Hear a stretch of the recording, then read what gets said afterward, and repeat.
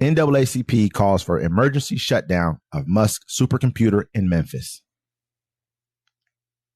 Local regulators should immediately stop Elon Musk's supercomputer project from operating in South Memphis because it's out of compliance with environmental rules, the NAACP wrote in a letter sent Thursday to Shelby County officials.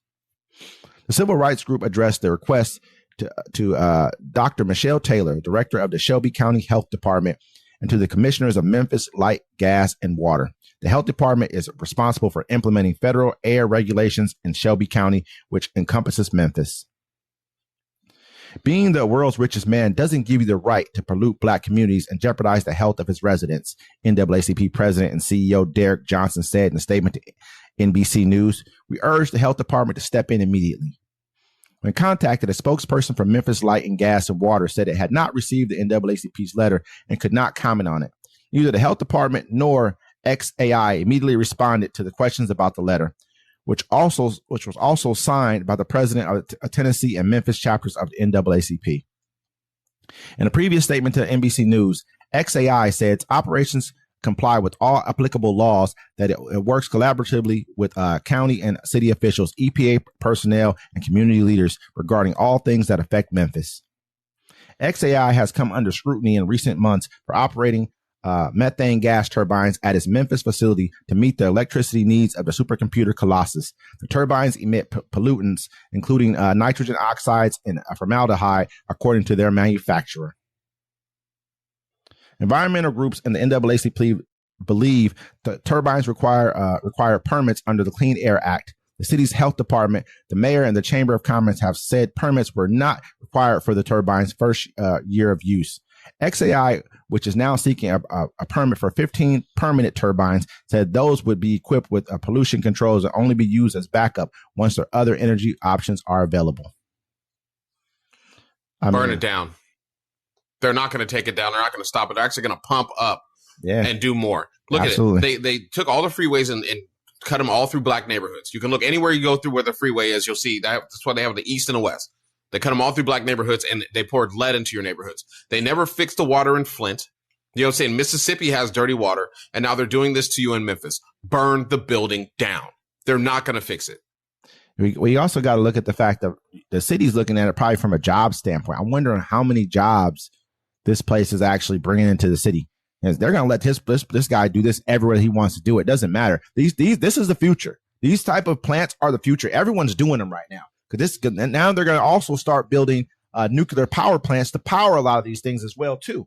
They're built now. I think Meta is either Meta or is it Microsoft is building one of the first ones right now, like one of the newer ones. We don't get a lot of nuclear power plants out here because there weren't a lot of permits granted for this, but they're ramping these up because people know that things can happen bad with a nuclear power plant near you. It's a negative thing. It's not a great thing. There's a lot of other ways to do it. But a lot of these plants are very high in pollution. They use a lot of water. They pollute the air. They pollute the water as well. It's a problem. These things are not like great for the environment. They're more like they're looking at it like it's almost like a call center, but for supercomputers pretty much. So they can go ahead.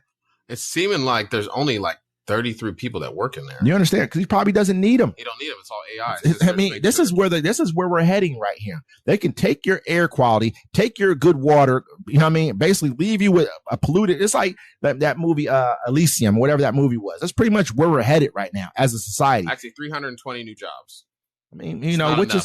I mean, it probably is not enough for what it brings to the table. Like as much water as these plants, people I don't even really realize fully the full magnitude of what is really going on with these things, because these are going to become massive outlets. They're going to become like how we have how they have Amazon, like plants and stuff. This is what these are like. You know how they build massive plants. This is exactly what these things are going to be popping up everywhere, man. All over the United States, sucking up all the clean water.